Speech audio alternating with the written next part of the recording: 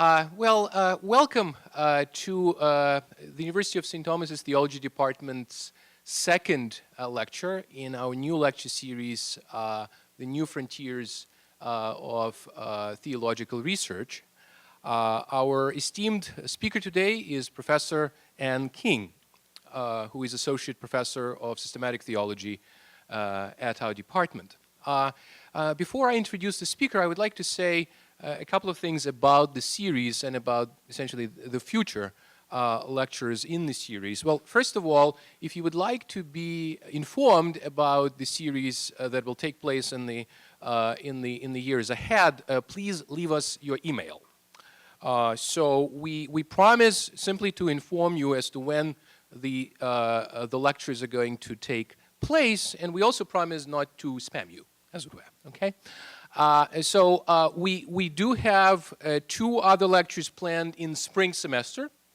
And so one of them will be in March, it's tentatively scheduled for March, and that is Professor Michael Holrich's lecture on Eusebius of Caesarea and the making of the Christian culture.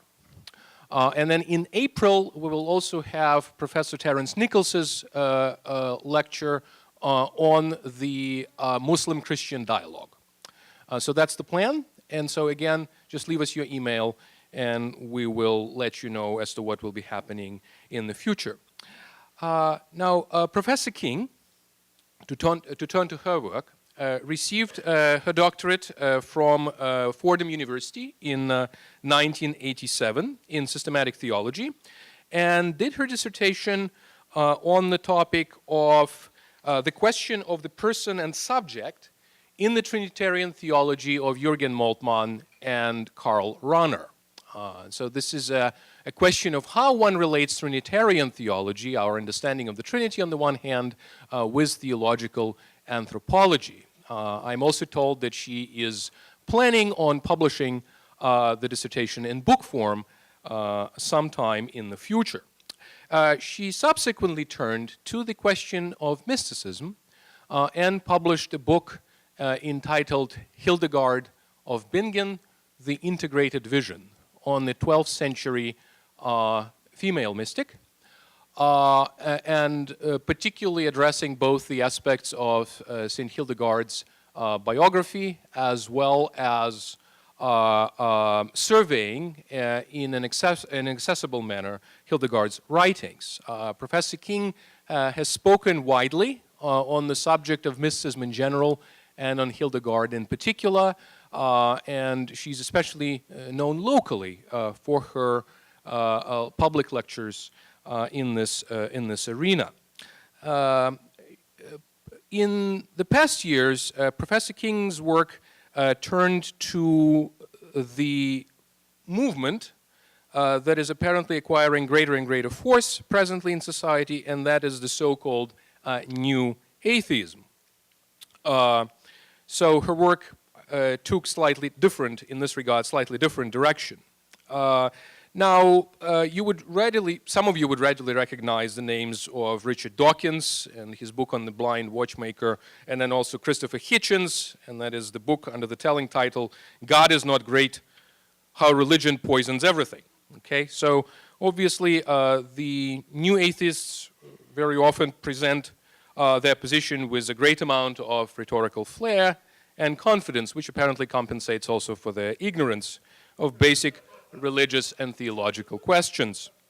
And so consider, for example, the way in which the movement had a kind of a public expression in Britain, where you had in 2009 an advertisement, this is serious, I am not kidding, an advertisement put on the buses. Essentially, the plan was for the advertisement to say this: there is no God. Now relax and enjoy life. Now you're reading my thoughts. That's wonderful. This was not rehearsed, by the way. Now the advertising agency said, well, since you don't have enough evidence for the claim there is no God, you have to say something else, and that is you have to say there is probably no God. And that would then satisfy the truth in advertising law, effectively. So, effectively, they put precisely the slogan, there is probably no God, now stop worrying and enjoy your life. Now, I should add that the Trinitarian Bible Society responded with the following bus advertisement, and I quote, "There is definitely a God, so join the Christian party and enjoy your life," unquote. Okay? So clearly such occasions give mature Christian faith an opportunity precisely to engage seriously the arguments of the atheists, and I think precisely at St. Thomas is where such a mature faith can be cultivated, and we ourselves are certainly not afraid of asking difficult questions of the Christian tradition, because we truly believe that it has both the spiritual resources and the intellectual muscle to meet the objections, the strongest objections of the atheist front.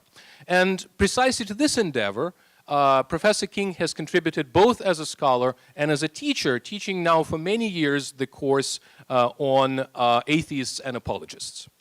And so let's welcome her today's lecture, which is Christianity and the New Atheism. Thank you. Thank you, Father. You might want to close the door if that's the wind. I was afraid that Dr. Gavriluk was going to give my whole lecture. On the other hand, that would have made it easier, wouldn't it? So, okay, I'm not sure where to put this. Just put this here for now.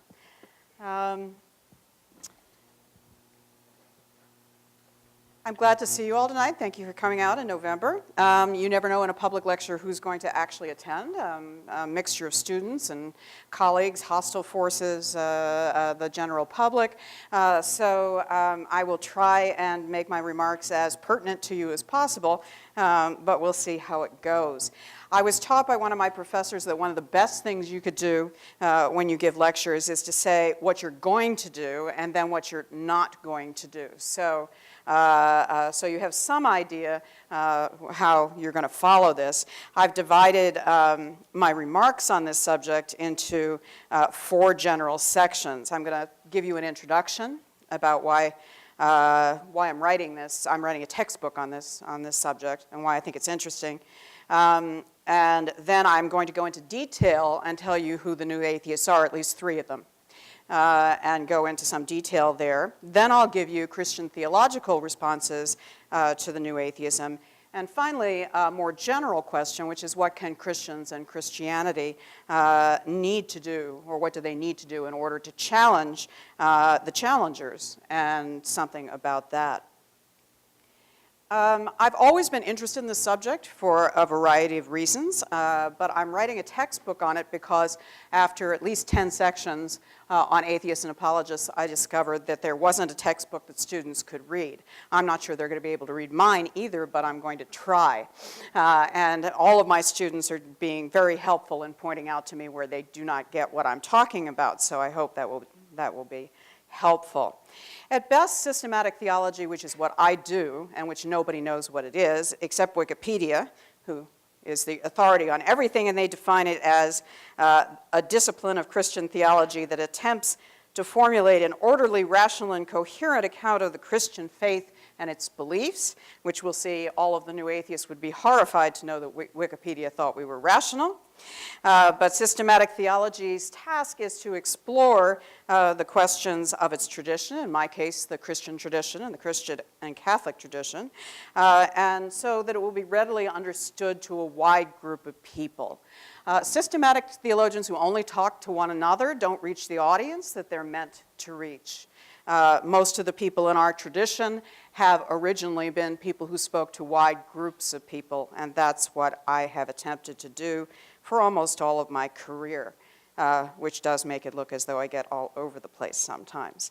What I want to do in the text is to get students to grasp something that I hope everybody will grasp, at least in general, which is the importance and the significance of the question of God as we see it in contemporary theology and also as we see it in contemporary culture.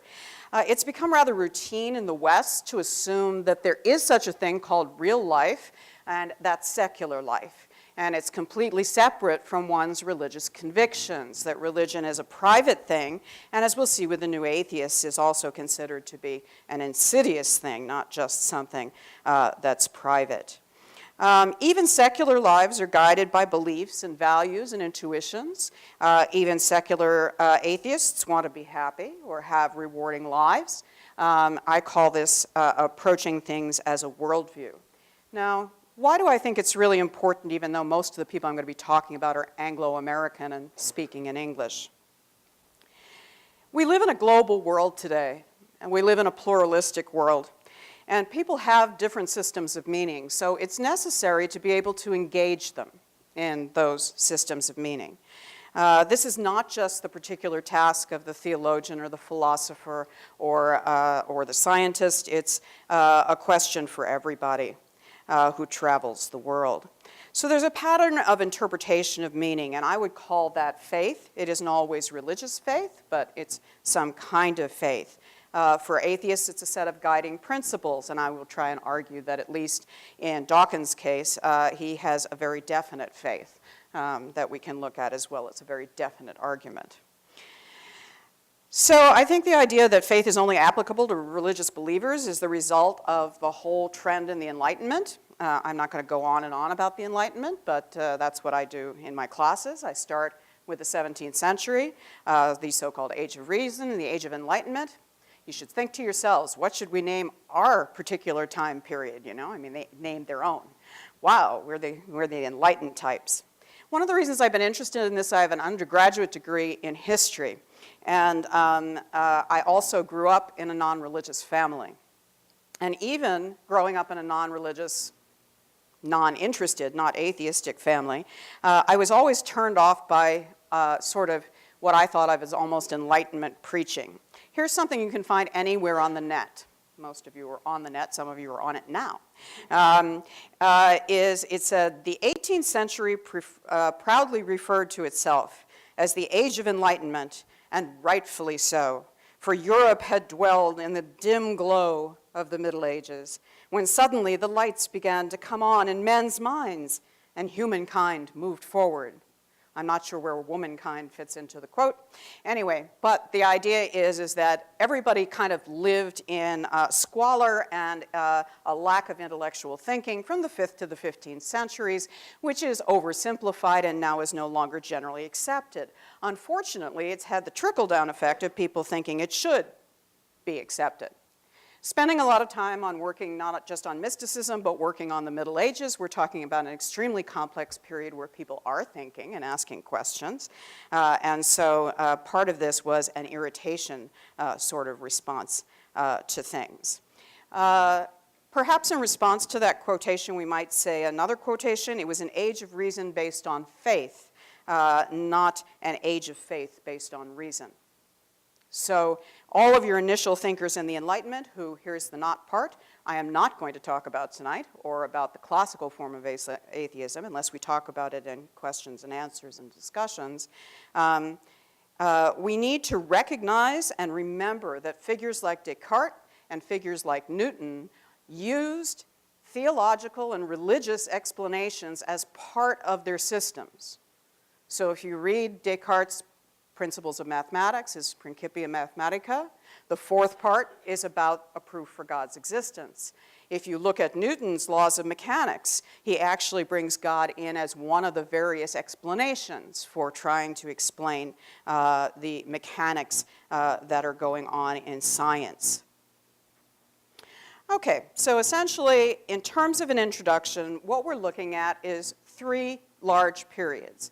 Most of you, I think, in the house tonight are in what we would call the postmodern period. A little bit more about that later. There's the modern period, and that's the Enlightenment period, and I will argue that our new atheists haven't quite gotten out of the modern period yet. And then there is the pre-modern. What we don't want to think of as the pre-modern as being this slew of ignorance. I recognize that students never get my references now. The best visual I have for this is if you ever watched Monty Python and the Holy Grail, is when they're sitting and they're saying that they're actually a communist syndicate, not a bunch of serfs, is a good example. We don't want to think of the pre-modern that way. Modernity flourishes all the way through this age of enlightenment and age of reason, but it takes a long time. And consequently, theological arguments will change as a result of it. And now we're moving into a postmodern period. Okay, what I want to start with is to introduce you and to consider the new atheists and the new atheism. What is its worldview? What are its arguments? Why it needs to be addressed by Christians, and also what's new about it, if there is anything new. There are several points here just generally. First of all, the new atheism is highly visible. It believes strongly in itself as a movement of liberation. It really does think of itself that way. It also thinks of it as essentially the only real, factual, concrete human truth. So it's making a truth claim, it's very visible, and it's very in your face. It pushes barriers of respect away. It believes that it's been oppressed by religion, especially the religions of the book, Christianity, Judaism, and Islam. And so in order to take respect away from them, it attacks them. It attacks their scriptures, and it also presents them as actually introducing evil into the world. We're going to look at that.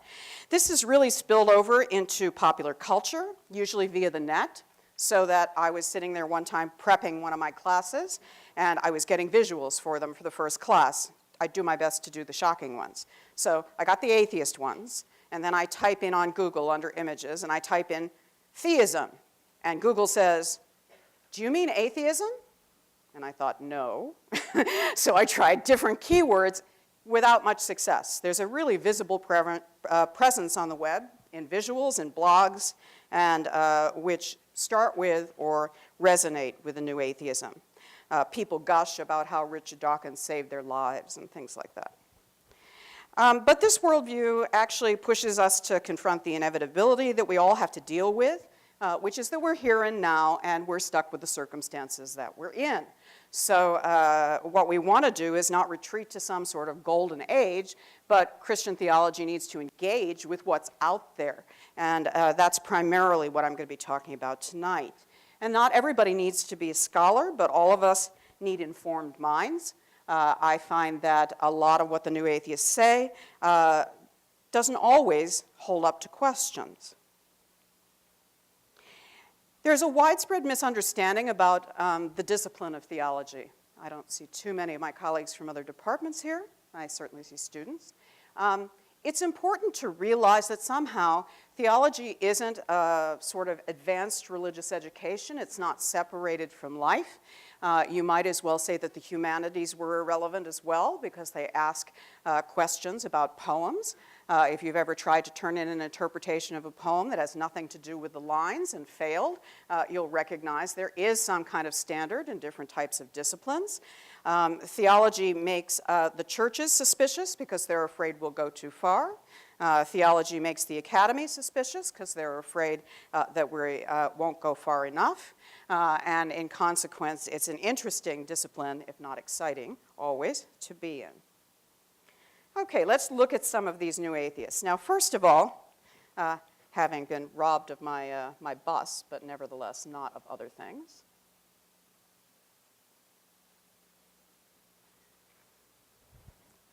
The new atheist movement actually grew up separately from these four people, but who were dubbed the four horsemen of the apocalypse.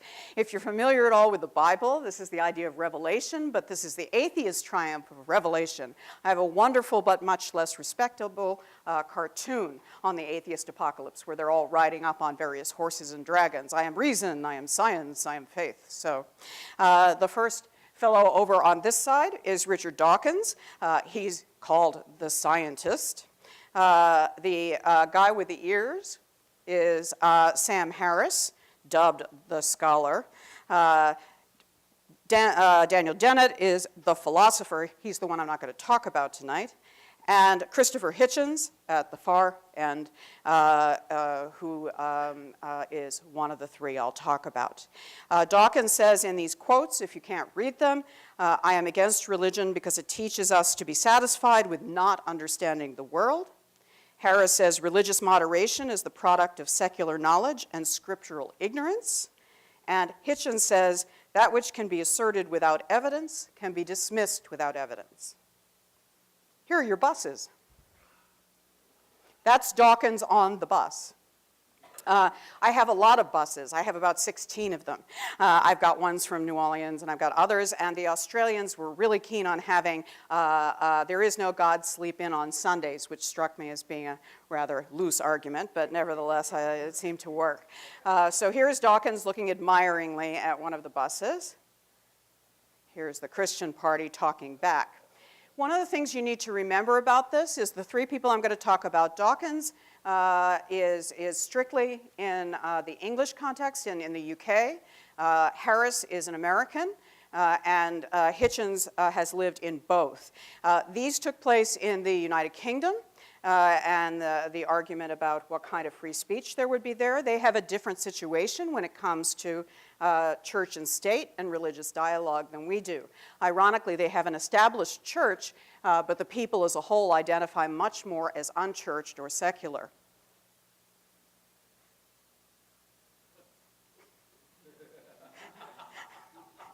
That's one of my favorites. Somehow I get the feeling that the people riding the buses just put that all on the outside one time and then said, I've had it. So no more of that. On the other hand, they go from the public bus thing to what I call the internet presence. This is one of the kinder images that you will find on the internet. This is obviously the three Abrahamic religions. That's why I chose it. And normally you see them throwing everything to the trash, including the Taoists and the Buddhists and everybody else, but constantly referring to adults who have imaginary friends being incredibly stupid. This I'll refer to later in case you don't know what it is. Well, you know who's over on the other side, right? But if you don't know who the person in the place of God's picture of Michelangelo here, that's the flying spaghetti monster. We'll talk about the flying spaghetti monster later. It begins as a small protest and goes viral on the internet. Okay, I love to show pictures, but that's all you get for right now. Okay, so who are these new atheists really then? I showed you the three I'm going to talk about. The name comes actually not from them, but from an article in Wired magazine in 2006, in an article by Gary Wolfe, who dubs them that. I've chosen these three in particular and also to present to you because they've been incredibly successful. And how do we measure that success? Well, for example, Dawkins' book was on the New York Times bestseller list for 65 consecutive weeks. All of them have sold enormous number of copies of their books, and they all are therefore rich in their own right as a result of this. They refer to themselves as new because of what they consider to be their new characteristics. Right. Okay. All right. Here are some of the characteristics I think that they would have in common. About 7. First of all, they consider themselves an identifiable cultural movement that seeks to promote radical secularism, often from a viewpoint of contemporary science, especially evolutionary biology, genetics, and cognitive science, and it personally sees itself as a movement. They called them a movement, but they also have embraced that. It's only one of a number of non-religious movements, but it's the one with the highest level of visibility. A number of other atheists and free thinkers don't necessarily agree with these guys, but it's the movement that refuses to tolerate any kind of religious faith and takes it on head on.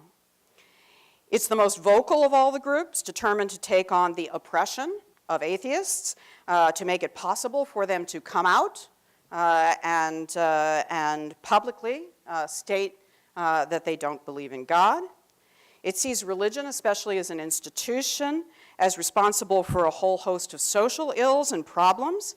All of them will talk about different forms of what they consider to be child abuse, sexual repression, terrorism, and violence, all of them, but in different ways.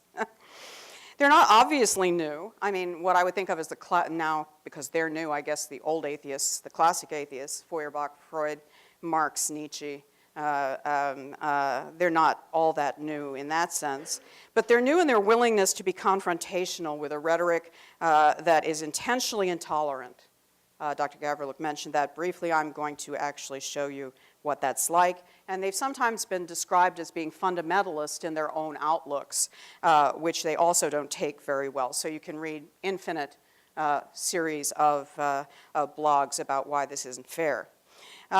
Whether or not they're actually new is something we'll find out by talking about them. So let's start with Dawkins. Dawkins wrote a book quite a while ago in '76 called The Selfish Gene. He's an evolutionary biologist. He's highly educated. He's a professor at Oxford, and he now holds a chair there. And with The Selfish Gene, he put forward a particular theory in evolutionary biology, which he calls memetics. We'll return to that. In science, he's probably the most qualified of the three of the new atheists. He seems to think that his qualifications in science qualify him for other things. Now, in all of these guys, rhetoric is a very, very important tool. Okay? It's not so much what is said always, but how it is said. So I want you to see how they put things. So Dawkins states right at the beginning of his book, The God Delusion, if this book works as I intend, religious readers who open it will be atheists when they put it down. It's written in order to convert people. He knows everybody who picks it up is not going to be a theist, so it also has something for the atheist. He says it is his, quote, dream that this book may help people to come out and be free in their atheism. So it's intended to start a movement. It's intended to challenge theists and to encourage atheists to be free. How does he use rhetoric? Okay, this is one of the most famous quotations that you'll see from the new atheists, even if you haven't heard of them before. This describes Christianity in the Bible, first God in the Old Testament. The God of the Old Testament is arguably the most unpleasant character in all fiction. Jealous and proud of it, a petty, unjust, unforgiving control freak, a vindictive, bloodthirsty ethnic cleanser, a misogynistic, homophobic, racist, infanticidal, genocidal, filicidal, pestilential, megalomaniacal, sadomasochistic, capriciously malevolent bully. It's a mouthful. Obviously, he doesn't want you to like the Old Testament God. God in the New Testament doesn't fare a whole lot better in his rhetoric. There isn't such a punchy phrase, but he says here, I have described atonement, the central doctrine of Christianity, as vicious, sadomasochistic, and repellent. We should also dismiss it as barking mad, but for its ubiquitous familiarity, which has not dulled us entirely into objectivity. If God wanted to forgive our sins, why not just forgive them without having himself tortured and executed in payment, thereby, incidentally, condemning in the remote future generations of Jews to pogroms and persecution as Christ killers? And did this hereditary sin pass down in the semen as well? Okay. He's referring to the doctrine of the atonement, much in the way he says, he talks in the Old Testament, he says it's just kind of a new version of Abraham barbecuing Isaac. Get the feel of the wording? Okay. It's meant to make people who feel oppressed by religion freed, but it's also meant to make anybody who is religious in the Old or New Testament to feel extremely unsettled, if not repelled by the way he says things. He frequently refers to people who believe in imaginary beings. Dawkins is nothing if not self-assured. He knows he's right. And he refers to religious people as having imaginary friends or believing in Santa, in pink unicorns, or flying spaghetti monsters, or Poseidon, or various other kinds of things, the Easter Bunny. All of these are equated with the various religions of the book. Here are his central points to convert people. First of all, atheism is seen as a refutation of what is called the design argument. The design argument is saying that if we look at the beauty of the world and its complexity, then we think this could be no accident. There must be a designer behind it. And so he's going to say no. We make a mistake here because what we do is essentially, he calls it the Boeing 747 argument. It's like seeing a broken airplane, putting it together, and then coming to a conclusion. Just because life is complex doesn't necessarily mean that there was a designer behind it. There's a long history behind this design argument that he's trying to refute. The second one, I think, is probably the most crucial. He thinks that God is a hypothesis. Okay? And he's very direct about this, and we need to look at this in order to be able to evaluate it. But I suggest that even a non-interventionist God, though less violent and clumsy than an Abrahamic God, is still, when you look at him fair and square, a scientific hypothesis. I return to the point. A universe in which we are alone except for other slowly evolved intelligences is a very different universe from one with an original guiding agent whose intelligent design is responsible for its very existence. And these are close to being irreconcilably different. So, what he's basically claiming is, first of all, God is a hypothesis. Notice when somebody sets up an argument, they're going to set it up from the point they think is strongest. Secondly, it's not just a hypothesis, it's a scientific hypothesis, about which more later. And then thirdly, he says it's obvious that by using scientific methods, we can prove that there is no God. Why are they good at doing this? Well, the atheists call themselves the Brights. They weren't the first to call themselves the Brights. That started with somebody else. But they adopted it. So you can also find, I'm not going to show it to you, but you could find the Brightsnet on the internet. These are for people who are intelligent as opposed to those of us who are so supremely stupid that we might actually want to believe in God. It's interesting. They've been criticized as being kind of fundamentalist, and in this way they almost are. It's kind of like, if you're smart, you know, all the scales are going to fall from your eyes. It's going to be very easy. So he calls himself a Bright. Daniel Dennett suggested that if religious people objected to them calling themselves Bright, they should call themselves supers, short for supernaturalists, people who believe in magic and all kinds of unpalatable spaghetti monster kinds of things. It says that on the Brightsnet, it says that its intention is to direct ridicule at so much supernatural hokum and the prevalence of nonsensical ideas that they can spot immediately. So all you have to do is go to the right internet site, and that'll be the end of that. Okay, early on the movement gets a lot of publicity from Dawkins' publication especially, and from various things in the media. The Brights actually, for example, and here's where I think we have to be concerned. You're going to see where I'm serious about this.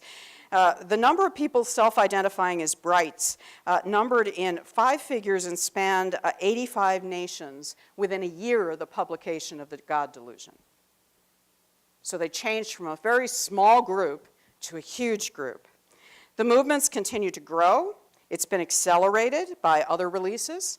And right now, as of, no, not now, a couple of years ago, as of 2010, over 50,000 Brights registered from 186 nations around the world. So we're not just talking about people who believe that they're atheists or free thinkers. We're talking about people who self-identify as atheists, free thinkers, who are brighter than everybody else. That's a lot of people. Okay. The other thing that Dawkins builds his argument on is naturalism. In evolutionary biology, you have a variety of different themes, and naturalism is one of them. Naturalism tends to say that, and from the dictionary says that it's a theory that denies that an event or an object has a supernatural significance, specifically that scientific laws are adequate to account for all phenomena. Now, from a scientific point of view, this may work. The question is it a worldview? And I would say, from Dawkins' point of view, it is a worldview. He extends naturalism to everything. In other words, if you make any claim outside of what he calls the scientific realm, it must be an illegitimate claim. Ergo, That's one reason why he wants God to be a hypothesis, and a scientific one, because then it remains within his world to be able to bash. Otherwise, it's totally outside of that completely. All right. It's interesting that a man with as many qualifications as Dawkins has, in writing The Selfish Gene, got himself into trouble with his own people. In other words, he invented something called memetics. And you're probably more familiar with it in the idea of things going viral on the internet, being a meme, spelled M-E-M-E. But he doesn't mean that. He means it as a meme like a gene. The difference is it's not made up of genetic DNA. It's made up of cultural things which are inherited. I hope I have some scientists in the room who can already see the problem with that. Okay, so the idea is that there are cultural inheritances through memes.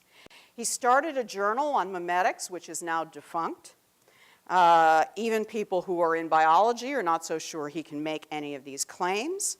And he tries to claim that his idea of naturalism is universal. One of the things I can't quite understand is how many people swallow not only Dawkins' idea of memetics, but never raise the question that strikes me as obvious, and I don't think it's just because I'm a theologian. He looks at memetics. He says that religion is a bad thing. He looks at it as a meme that keeps being carried on throughout the human population. Isn't this a success, not a failure? Nobody asks. Anyway, it's a mutation, and one that he doesn't like. So everything is open to chance and evolution. Again, ridicule of theology is also important. You need to take the possible spokespersons for religion and take them out. So he states very clearly that theology is not an academic discipline. He has no idea why it's still in the university. There's no engagement with theism that's necessary at all in order to prove his point. So he has refused on a number of occasions to dialogue with theologians because it's a useless proposition. Occasionally one of them shames him into it, but very occasionally. Most of the time he won't. He says that theism is not necessary anyway. Deism is a really sort of watered down form of it. And pantheism, to my surprise, is described as a sexy form of atheism. Pantheism still believes in God, you know, so I'm not quite sure always what planet Richard is on. Anyway, but he says in public forums several things about theology.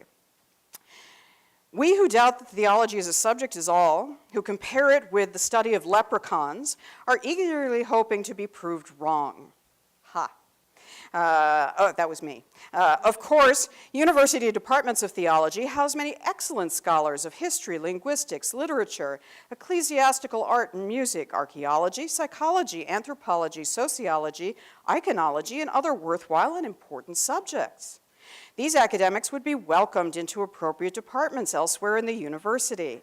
But for theology itself, defined as the organized body of knowledge dealing with the nature, attributes, and governance of God, a positive case now needs to be made that it has no real content at all and that it has no place in today's universities.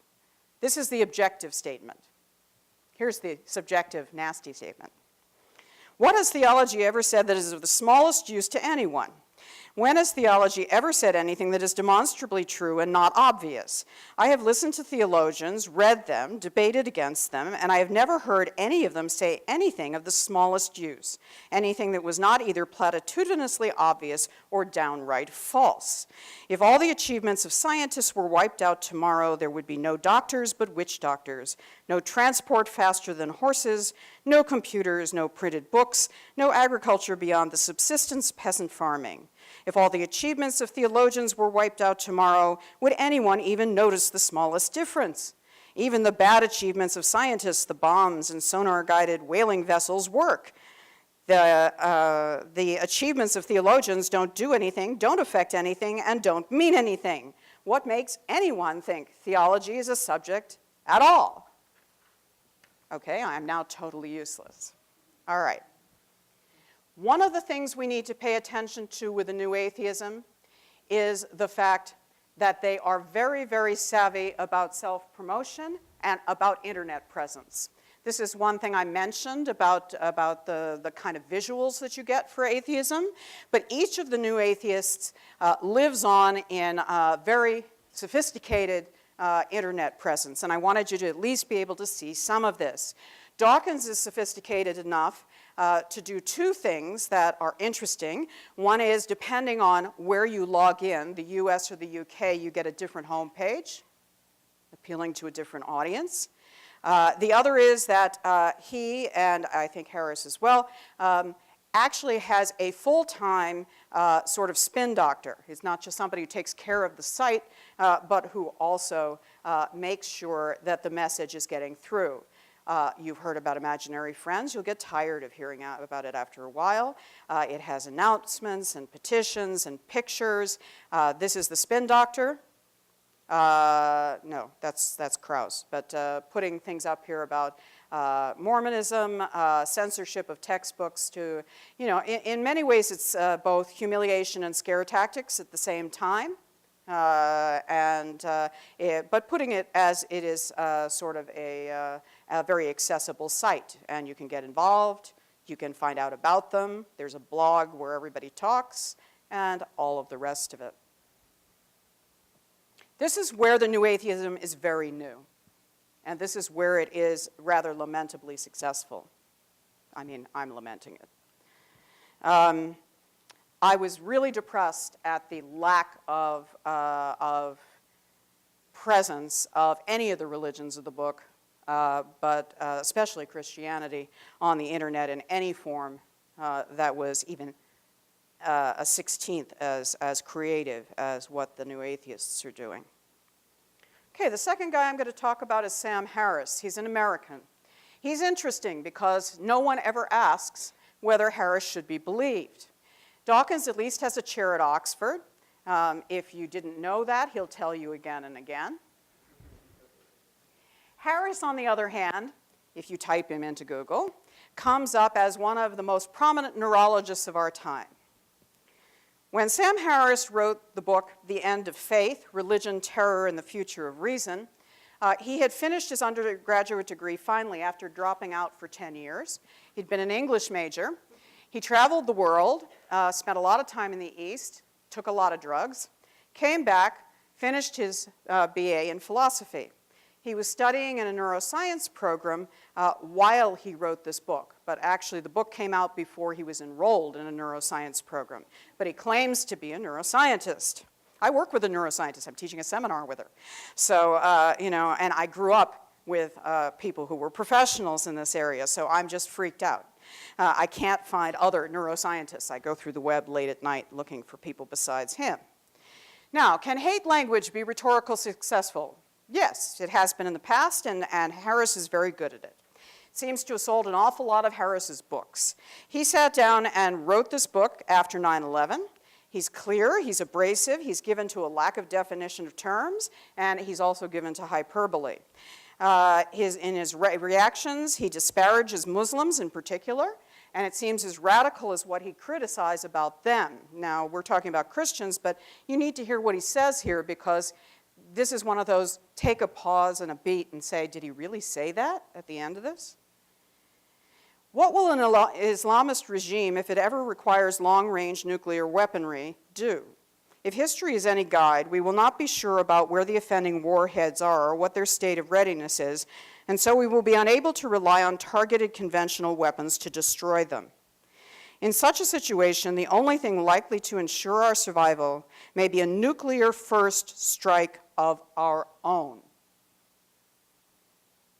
Needless to say, this would be an unthinkable crime, as it would kill tens of millions of innocent civilians in a single day, but it may be the only course of action available to us, given what Islamists believe. This is a man who's reacting to an act of terrorism by advocating an act of terrorism, because all Islamists and other religions of the book must be religious fundamentalists who are out to destroy us. If necessary, we must nuke them first. He stands more against religious faith than just a concept of God. His idea is that faith is against reason. So, and he's especially virulent when he talks about Islam. The question isn't a God hypothesis anymore. The question is, does religious belief in any kind of real way exist at all? Or is it merely a primitive superstition? The existence of religious belief remains as a leftover kind of a thing.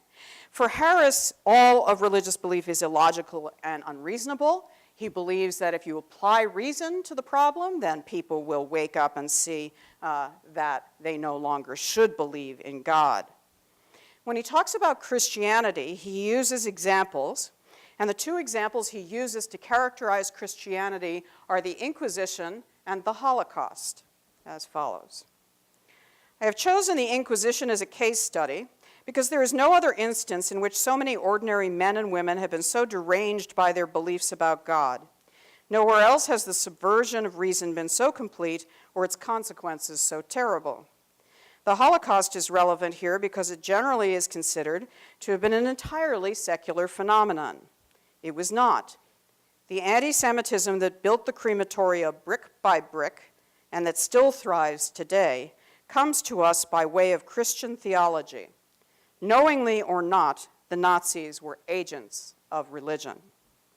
So Christianity is also responsible, in his view, for every form of violence and terror known to humanity.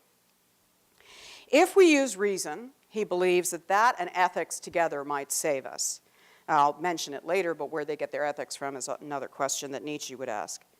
Like the two other atheists, it's a human code of ethics. But unlike the other two, he also believes in a form of spirituality. Okay? No religion, but spirituality. This is also sometimes a popular thing. I'm not religious, no buildings, no edifice, no group, but I'm spiritual. Well, how? Harris says you're spiritual because it's good for you. It's very much like Buddhist meditation. So because you can find in your fMRI that it does things to your brain, then probably spiritual meditation is good for us. And it's scientific. It's psychologically proven and important. So he adds spirituality in, and a number of his colleagues get on him for this, as well as his critics. You can imagine how well this goes over with Dawkins. Now, for internet presence, he has two. This is so you can celebrate Sam Harris. And I didn't put it on anything, but if you ever want for fun after this, you can Google something with Colbert interviewing Sam Harris, which is the first time I realized that Harris has no sense of humor. This is the other one. This is called Project Reason. This was founded by Harris and his wife. The idea is to spread science and secular values. It has many different people on its trustee levels. It's extremely successful. I first became very much aware of it when I realized that a PBS thing on Freud and atheism was being staffed on the atheist side by people trained by Project Reason. A number of its people on its board of trustees are interesting. Bill Maher is on the group. So is Ian McEwan, who is a very well-known British novelist. So he's been very successful in organizing Project Reason. Personally, I would get really tired of the Sam Harris website like really fast, but that's me too. Maybe I've read too much of this. Okay, the last of our three atheists is Christopher Hitchens. I'm not going to give you too many quotes from Hitchens, mostly because his rhetoric is probably some of the best. It doesn't mean it's the best in the sense that it has substance. It's the best because he's the best wordsmith of the three.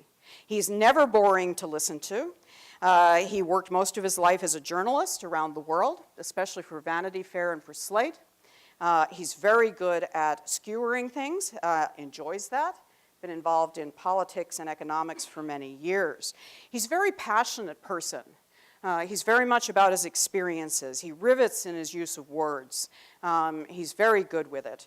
So that even when he rivets with his words, his choice of topics to be indignant about are often ones we can resonate with and difficult to fault, but sometimes they are at fault, and sometimes his facts are at fault as well. At one point in his book, God is Not Great, How Religion Poisons Everything, he goes on to talk about Martin Luther King and telling about what he does and quoting some of his speeches. And then he says, makes this enormous statement that Martin Luther King obviously was nothing but a nominal Christian. Okay, second thought here. Okay, if you're not familiar with King's speeches, somebody who goes around saying, "I've been to the mountaintop," is not exactly what you would normally think of as a nominal Christian. Okay, so he often goes over the top. But because he's fascinating and because he's authentically angry and authentically moved, even his adversaries say he gets away with over-the-top statements just because he's capable. Now, of the three atheists, he stands more against religion than anything else. He's not so much interested in disproving God as a hypothesis or talking about faith. He's interested in getting rid of religion. He thinks that religion, particularly the Abrahamic religions, are all warped. They poisoned us. We've grown up in a really poisoned atmosphere, and therefore they must be done away with. He sometimes calls himself an anti-theist, not an atheist, but an anti-theist. He's against religion as an institution, but he does preserve a kind of humanism. So he might be willing to allow for that. He skewers Harris on the basis that there is no Eastern solution, even though he confines himself to the religions of the book, including Christianity. He's clearest on the three of how religion can be destructive. He's selective, of course, but he's clear about it. He says all organized religion is, quote, violent, irrational, intolerant, allied to racism, tribalism, and bigotry, invested in ignorance and hostile to free inquiry, contemptuous of women, and coercive towards children. He thinks if we have enlightened thinking and rational thought, then we might get away with killing some of these religions off. And so he says confrontation is the only way that we can get rid of it. So, Christianity. The action of a man who volunteers to die for his fellow creatures is universally regarded as noble. Notice the claim to universality. The extra claim, not to have really died, makes the whole sacrifice tricky, and thus those who say Christ died for my sins when he didn't really die at all are making a statement that is false in its own terms. Having no reliable or consistent witnesses in anything like the time period needed to certify an extraordinary claim such as this, we are finally entitled to say that we have a right, if not an obligation, to respect ourselves enough to disbelieve the entire thing.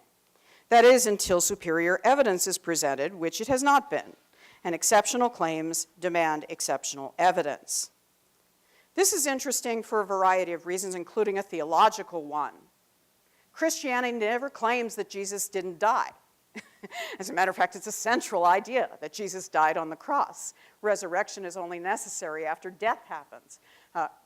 He doesn't seem to have recognized this. So you have various kinds of things.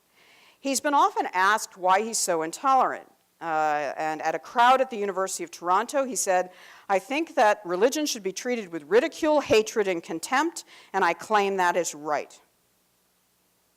They greeted these words with hoots of approval. On NPR, he said, religion is sinister, dangerous, and ridiculous because it prompts people to fly airplanes into buildings and it promotes ignorance.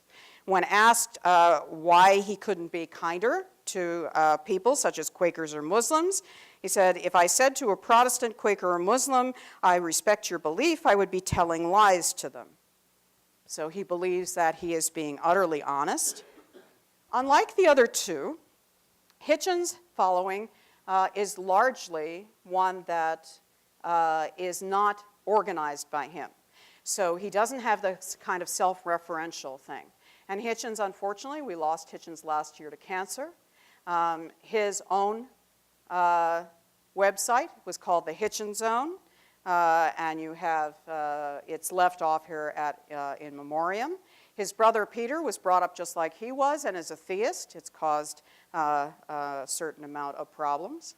And you have various access to his articles here, and his self-perception as Bogart, too. What lives on is something that is an unofficial website called Daily Hitchens. He wrote a book called Hitch 22, which you may have seen in bookstores or online. And what this does is has Hitchens fans who can meet and talk and post various things, such as it's time to give him a statue and various people who do things. Now, one thing we have to say for Hitchens is he would debate anyone. Absolutely anyone. So you can find a number of these debates anywhere as opposed to something like Dawkins. One of the things that Hitchens followers are worried about is that he will become a martyr to the cause because of his death, something that Hitch would not have rather liked himself. I mean, he would have disapproved of that.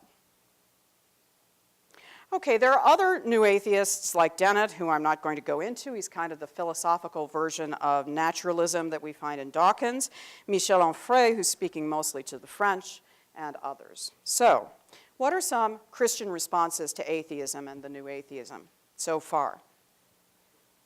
First of all, we'll look at what theologians have said. Now, I am sad to say I have no websites to show you for theologians. Some theologians see themselves as continuing an ongoing conversation that the new atheists have refused to join. So representative of this is somebody like John Polkinghorne, who has a degree in physics and is also an Anglican priest and has been a long-time contributor to Science and Religion and Dialogue. So there have been discussions between scientists who are atheists and scientists who are religious. They've been going on for a number of years. They haven't always taken Dawkins' position. Stephen Jay Gould, who was an atheist, proposed an idea called NOMA, the non-overlapping magisteria, saying that science and religion address different issues and different questions, and so that atheists and theists could try and talk about both science and their faith or lack of faith on that basis. Dawkins rejects this kind of idea. Many of them would say that science cannot prove or disprove the existence of God. And many who would say that there's cognitive dissonance in somebody like Francis Collins, who is a scientist heading up an agency who has a personal Christian faith, would also admit to cognitive dissonance in atheism. In other words, two opposite types of ideas that don't go together. It's very important, I think, in this ongoing conversation to recognize, and I'm really not going to do religion and science tonight, is that theologians cannot allow scientists to set the agenda for them. This is how Dawkins wins hands down in his book. If you actually accept his God as a hypothesis framework, he's going to win the argument. If you ask, how can he call God a hypothesis? What does he mean about that? And if you know anything about scientific method, why isn't God a theory instead of a hypothesis, and why isn't it open to further investigation? Then there are a lot more problems. The question of evidence becomes much more difficult, much more nuanced, and truth claims become harder on both sides. I purposely avoided the intricacy of science-religion debates here. There are many other things, but like intelligent design theories, anthropic principles, irreducible complexity. But there are legitimate disciplinary approaches here, and so Dawkins is not the only one that works.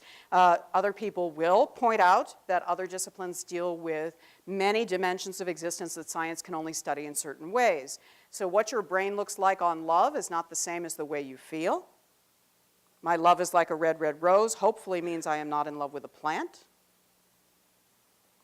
Consider the difficulty in philosophy of the mind-body problem, which has been discussed now for several centuries and which none of the new atheists even begin to try and talk about. Now, others have been studying modern atheism for a long time, before Dawkins and the crowd came along. It's existed without the framework that they have given it. They are important because of the virulence, the rhetoric, and the presence on the net, as far as I'm concerned. You have people who've been studying it from theology. Not only do you have the traditional Enlightenment figures, but you also have theologians who have been writing about them. They have engaged with all of the people in the Enlightenment and in modernity, people that have been totally skipped by the new atheists, major figures. So people like Michael Buckley, who wrote The Origins of Modern Atheism, finds the roots of it, of atheism and enlightenment in the Middle Ages. Whether we agree with him or not, he's certainly been writing this beforehand. And there are a number of other theologians who have been talking about atheism in terms of what we think of now as more classical atheist approaches and 20th century, 19th century, 20th century atheism. We find the same thing in something like Hans Kung's Does God Exist?, which has been around for a long time, where he looks at the classical atheist, looks at the strengths and weaknesses of their arguments, and then attempts to answer them from a Catholic Christian point of view. We have the same kind of thing in people like Rahner, and also in Panikkar and Interreligious Dialogue, trying to talk to other religions and those who are non-religious. Protestants for some time now have been approaching atheism in the 19th century, especially on its own ground. So you have figures that they are also not incorporating, such as Kierkegaard in the 19th century, Sartre in the 20th, Nietzsche in the 19th, whose challenges I think the new atheists are avoiding, because they're all talking about not being able to reason your way to God. So Kierkegaard never said there was a leap of faith, but he's the one it's attributed to. The idea that precisely because the notion of Christianity is a paradox, because it's so absurd, rather like the Buddhist notions of absurdity and paradox lead you to a higher consciousness, Kierkegaard thinks the same thing. Protestant theologians, therefore, have largely in the 19th and the 20th century accepted the criticisms of the Enlightenment and just said, well, God is something completely other. You have to make either the blind leap of faith, or like with Barth, you have to depend on revelation, which is from the Bible, or from Tillich, and look for ultimate grounds of meaning. A lot of people think that they have sold out. I don't necessarily think that, but there's a way of looking at it. On the other hand, they have experiences with a couple of pretty nasty wars in the 20th century, including Jews like Viktor Frankl, who started logotherapy, realizing the presence of God in the absolute worst of circumstances. So it seems a little bit simplistic to say that faith is a cozy wish fulfillment. For Catholics, there's a bigger problem. That is that Catholics insist that reason and faith should both come together in some way. So they don't want to leap into the dark. So here are some responses to the original New Atheists. The first wave is mostly against Dawkins. So you have a whole series of books published called things like The Dawkins Delusion, Dismantling Dawkins, things that are meant to take him down. The tendency is to defend religion against Dawkins' blistering attack. The problem is Dawkins is setting the ground, and they're not really all that good at it in most cases. They try and defend faith. Some of it's constructive, some of it isn't. There's a second wave where you have people that take the New Atheists as a movement. And people here from Science and Religion like John Hout, or people like Alistair McGrath, who's one of the few people who shamed Dawkins into debating with him, attempt to look at the whole movement and appeal to reason from their viewpoint to dispute the New Atheists, and then to present why Christianity is a viable solution. Here they do actually a fairly good job, but they err again on the side of definition. So they don't tell us a whole lot always about why we should have that faith. We have very active people who debate in the Protestant tradition, like William Lane Craig, who has been vilified by the New Atheists as having no credentials, which is certainly not true, but he argues from a philosophical and a biblical literalist point of view that's too easy for atheists to dismiss. You have a kind of a third wave response to issues and questions, which is much more serious about addressing the whole issue of atheism, not just the New Atheist group. And this has great strength, because it's balanced. It brings less defensiveness. It tries to talk about multi-level layers of experience. The idea that when you have something printed like this, there's a chemical reaction in the printing. That's not the whole of the words that are on the page, that there are different levels to existence. Okay, but finally, and perhaps for us more pertinently, what do Christians and Christianity as a whole need to do to challenge their challengers? Because at the moment, at least in terms of numbers and presence, at least public presence, we're losing. First of all, they need to go to the center of the worldview that is the center of the argument. In other words, do not accept the basis on which the new atheist argument is presented to you. Do not be baffled by the rhetorical grandeur while perhaps admiring their capabilities. It's possible to dismiss a very large amount of Dawkins' very careful arguments if you simply make a good case for the fact that God as a hypothesis is an inadequate basis for most of his book. They need to do this. We need to do this. Certain philosophers of religion, like Falcioni, clearly show us that using God as an explanatory hypothesis is an argument that primarily refers to origins. I'm mentioning that because I'm skipping the science part. Too often now, believers will say, well, the most important thing is about talking about God as creator. What most theologians want to do is talk about, in Christianity, about God as creator, but also God as provident, as present, as with us. And so you need to do more than talk about origins, because that accepts certain fallacies. It accepts the 18th century deist fallacy that God is out beyond Pluto somewhere after having created natural laws, that God of the gaps plugs the knowledge we don't have yet. What kind of God is that, you know? Okay, secondly, I think Christians can admit to the development of difficulties in traditional arguments for God's existence. I think they find this very hard to do. The traditional arguments for God's existence have existed since the Middle Ages. They've been updated. They don't have to just reiterate them. And for non-believers, they're not always convincing. They were meant to advance theological thought and subtlety, not to convince the person who comes and says there is no God. They should acknowledge that there are complex developments. So the ontological argument is developed from Anselm to today's modal logic, which is a refined way of doing it by philosophers like Plantinga and Adams and Lewis. So that I think, I don't know if any of you saw him, but when Father Spitzer was here, he essentially uses a traditional argument with rhetoric that takes the new atheist style, but presents it from a Christian point of view. So in some ways, what you have there is an attempt to say, well, you know, God created the world, and here's some cool scientific slides and stuff, and that's how it works. It's always been there. The cosmological argument is fine, and it's not as subtle as, for example, the way Buckley uses his arguments in Thomism. Christians need to actually listen to and draw on atheist and freethinker criticisms of the new atheists. Some of them are very offended by the new atheists. They think that they give atheism and freethinking a bad name because they're rude and hateful. That's what they call them. So following that has the advantage of saying, I'm not just arguing from my religious point of view. Listen to what the atheist says about it. They're arguing with one another. By presenting themselves as a universal truth, looking at other atheists saying, no, you're not, is very helpful. Since modern science allows for free inquiry, people like Dawkins and Harris should be very comfortable with this idea. I'm not sure they are, but they should be. I think that also theologians and religious believers need to talk to a wide range of people.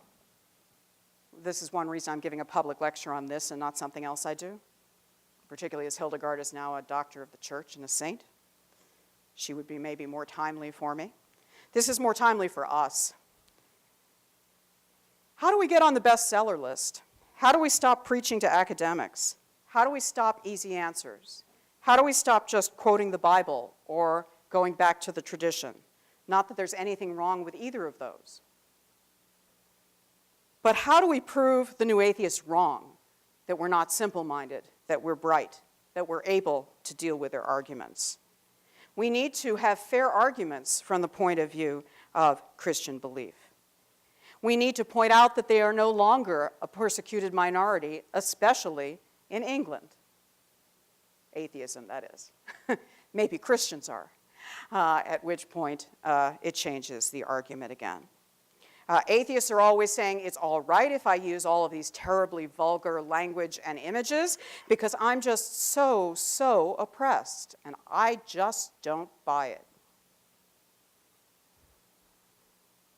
One of the hardest things is how to take on atheism and who should take it on. I think that a whole different level of people need to be able to take it on. You compare numbers again. The Chronicle of Higher Education, with a sympathetic view of religious believers, said that if you look at two books, Dennett's book, the atheist book, and Wilson, the believer, Dennett's Breaking the Spell was a bestseller. Wilson's Darwin's Cathedral wasn't. If the conflict over the best scientific approach to religion is measured in popularity, the new atheist would win with ease. As of this writing, P.Z. Myers has more than 10,000 followers on Twitter, and Wilson has about 500. A YouTube clip of Dawkins tying Bill O'Reilly into knots has over 4 million views, while Wilson interviewing a fellow scholar on his findings about religion and fertility has about 300. Quote, "Skewering God makes for better box office." Does it have to? I think we ought to think about it. Can theology make good box office? I would think it could. People of faith often make strong experiential and pastoral cases against new atheism, and that's maybe one place where we could find the enthusiasm. There's no fault in this, but they open themselves up to two difficulties here. One is to saying, oh, that's your own personal feeling, and the other is to reject all of modernity, including Enlightenment movements, which automatically makes atheists think that they're dinosaurs.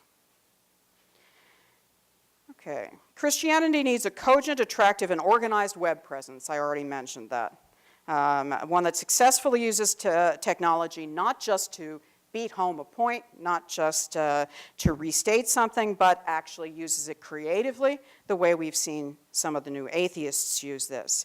We've seen that Jews can defend themselves by pointing to anti-Semitism. But Christians rarely defend themselves from ridicule, which always is a surprise and an embarrassment to me. Theoretically, Christians have to address the understanding of the Enlightenment more fully. There are many people on whom they can draw. We are now, when we look at people in other disciplines like Charles Taylor, questioning the whole secularization thesis. Religion is not dying out. Interestingly enough, Taylor, who in his work as a philosopher mostly is totally objective, in one book admits that he's Catholic, and he says, having done so, he received the most number of people who then decided none of his work was valid on the basis of him stating a personal belief in an epilogue. So, Christians need also to engage with a postmodern viewpoint. That's where most of you find yourselves. It's no longer just an intellectual movement. It's the way that people are popularly defining themselves. As it's been explained sometime, we're a collage. We take the parts we like. Then we change our Facebook picture later. Okay, so they need to engage with that whole idea of fragmentation and where we go from there.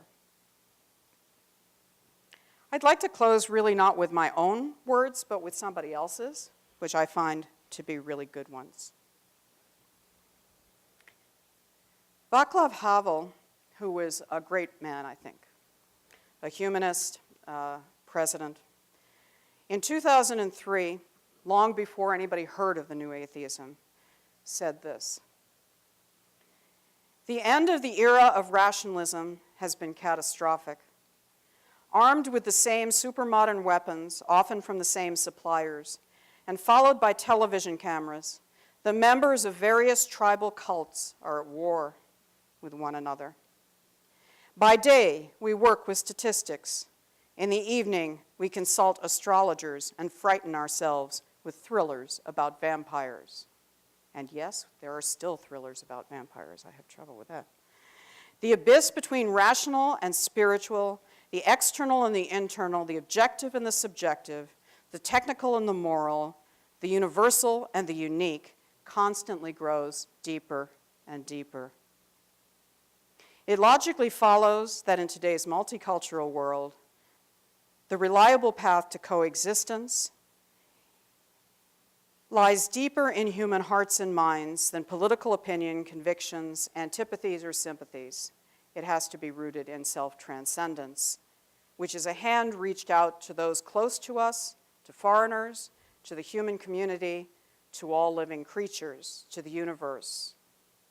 To be in harmony with what we are not, what we do not understand, what seems distant to us in time and space, but with which we are nevertheless mysteriously linked, because together we all constitute a single world. Thank you.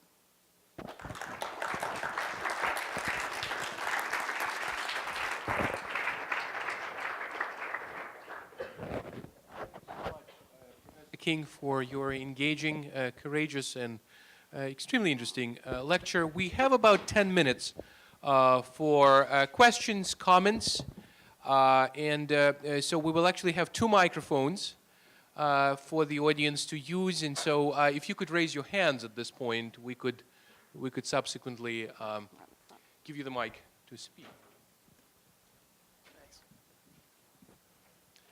Where did you say people like Sam Harris get their ethics from? That's something that none of them agree on. They seem to assume that there's a universal ethics. But one of the things that I really like about Nietzsche is he says that if you're going to be an atheist, you have to kill off everything that you based on God. And what our new atheists seem to think is that their ethics are humanist. They come out of human values, but they seem suspiciously like ones that would be reflective of religious ones. Why do people pick and choose what they want to take from the Bible? If that makes sense. Okay. Yeah, it makes sense in several different ways. I think that there is a habit in some Christian cultures of what we call proof texting, taking texts that prove or support your position. The other thing is that I think it's a postmodern thing. I think we like to pick and choose everything, not just biblical texts, but we like to pick and choose facts and viewpoints. I don't know if that's addressing your question about the Bible, though. I can hear you. They take certain things, this is a hot topic right now, but the gay marriage, they said that they can't get married, but it also says that you shouldn't mark your body, and this is an extreme one, but if your wife's not a virgin, you can stone her, but those are both. Yeah, the new atheism is full of this, and I'm not going to say that there are certain things that aren't in the Bible. The problem is the Bible isn't looked at contextually or with intelligence sometimes. It has a context. So if you look at, for example, Paul talking about the list of things that are sinful that you should be trying to avoid, homosexuality is on that list, but pride is at the top. I haven't noticed anybody lately saying, wow, we're way too prideful. Okay, so I mean, it's a complex worldview like most worldviews. It's not, unless you're a biblical literalist or fundamentalist, which most Christians are not. Well, I shouldn't say that. I say most theologians are not. Then you take it as a whole. You take it within the context that you have it. So why are there 4 Gospels? Not because they all got together and had a conspiracy about making a different picture of Jesus, but because theologically it's a presentation of a really strong emotional feeling about this person. And I would personally rather have somebody at my eulogy have several people instead of one. Hi. Hi. Can you talk about what you said about cognitive dissonance? Because that one, it makes me uncomfortable with the idea, because if you start with the presumption that God created the universe, then reason and science should testify to God, and there should be an overlapping, and it shouldn't be mutually exclusive if you start with the presumption that God is there and he created the universe. So saying there's science and then there's religion and there's no overlap. Okay. And that science can't testify to religion and religion can't testify to science. Like in the beginning God created the heavens and the earth. Right. The Big Bang. Yeah. I'm not doing that. I'm Okay. trying to say that a number of discussions are made possible by scientists who are believers and non-believers agreeing to say what we're discovering about how chemicals build blocks and what we're discovering about certain kinds of things in biology and physics don't necessarily pertain to the question of God, either in the origins of God or in God's presence in the world. I was also trying to get away just from the origins thing. As a Catholic, obviously, I think they're related, and that there is an overlap there. But what there isn't, what I'm trying to avoid, is that there isn't necessarily a wrestling match to the death. That you either accept Genesis or you accept a scientific worldview, because I don't think they're actually talking about the same thing. So one has to allow for the fact that it's not just about origins. If it's just about origins, then you're fairly safe, because most scientists would accept the Big Bang Theory, but did God make it go bang, or did something else make it go bang? You know, I mean, they'll admit that nobody knows that. Even Stephen Hawking admits that. So I don't know. Does that answer what you're asking? Kind of. It seems like you're saying like things like biology or something, or looking at human cell or something, would have less to do with it. I mean, it still has to do with it, but not necessarily applicable. Like origins, like Big Bang would. Like William Lane Craig argues from Yeah, the Big Bang that I know. because the Big Bang is there, then God has to exist. Because how does something come from? How does nothing make nothing? Yeah, that's all right. I can hear it. Yeah, they can't. Well, nothing coming from nothing is a very complex philosophical argument. Okay, I mean, I'm a systematician, and I grew up in a scientific world. Can you really say nothing comes from nothing, and what is nothing? I mean, there's a whole variety of interpretations of what that means. I'm not disagreeing with Lane Craig. I think he's got good credentials. I think he gives good arguments, but I think you have to be on the biblical side of his argument to listen to it. I think you won't get certain people in the room to listen to him.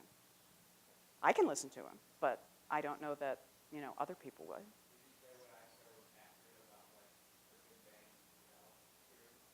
Yeah, basically. I mean, not everything in science is addressing the question of meaning. It's asking a yes or no. Do I put this together with this, and does it blow up in the chem lab? Yes. No. Maybe. After the third time, I know to jump underneath the table, I mean, but if we believe, as Christians do, that God is present with us in the world everywhere, it's possible that God is mediated through all kinds of things. Cellular investigations, things that explode, things that don't explode, so there's the possibility of mediation. I'm trying to get us off of origins and into providence, into mediation, into the presence of God in the world, without identifying it as having to be a scientific explanation, because I think that's where we get into trouble. Yes, Professor King. Hello. Hi. At one point in your lecture, it was actually near the beginning of your portion on Christian responses to the new atheism, you noted that the new atheists have an almost complete avoidance of the mind-body problem. And Yep. I find that fascinating, because if you're trying to argue from reason, yet you avoid the problem entirely of the means by which you actually reason, Yep. that's problematic. So I was wondering if you could please speak on that a little bit. The only one who engages with it at all is the only one who has any qualifications to even begin to try, and that's Harris. And he doesn't really even work with it. I mean, because to work with the mind-body problem, you have to know enough about psychology and enough about philosophy to look at where those arguments are and the fact that they're sophisticated. So it seems to me that the whole issue is, am I my brain? Am I a consciousness beyond my brain? And how do those two relate to one another? It'll be phrased one way in philosophical discourse and another way in psychological discourse, but a number of people think that now that we are able to find out more about the mind, and incidentally, my dad worked on the first EEG machine, so I'm not against any of this, that by lighting certain things up in our brain, that somehow that proves everything. No, it proves really cool stuff, but it doesn't necessarily tell us about the problem of consciousness. Now, philosophy has a whole other discussion about the problem of consciousness, whether it's dual. In other words, whether sort of like we can have a sort of a Platonic removal of our consciousness as a separate thing from our physical body, which Christians believe themselves to be embodied spirits, so normally they're there. Yes, we have time for just one more question. I'm sorry, I went too long. You mentioned how you thought that it was interesting how Dawkins won't talk about or look at religion kind of as a good thing coming from memetics. But I'm wondering if the new atheists look at get their ethics from a humanistic approach, I guess. What do the others say, if anything, about religion, and why do they talk about why that may not have, I guess, evolved as something beneficial for humanity? Oh yeah, they're very clear about that. I mean, Hitchens says that basically it's Big Brother beating on us to behave, to be good. He believes that there's a kind of a humanist ethics. Harris believes that reason leads us to a kind of a humanism. Why it's important with Dawkins to deal with memetics is, first of all, he invents it and brings it up. And secondly, he, of the three of them, doesn't want to get out of the science bag. And he can't explain ethics from a purely scientific point of view unless he approaches it from evolutionary biology. Did that answer your question? Well, I would like to thank everybody for coming. I'm and willing also, to stay if anybody wants to talk. by the way. yes, Professor King will stay after the lecture, and let's thank the lecturer again.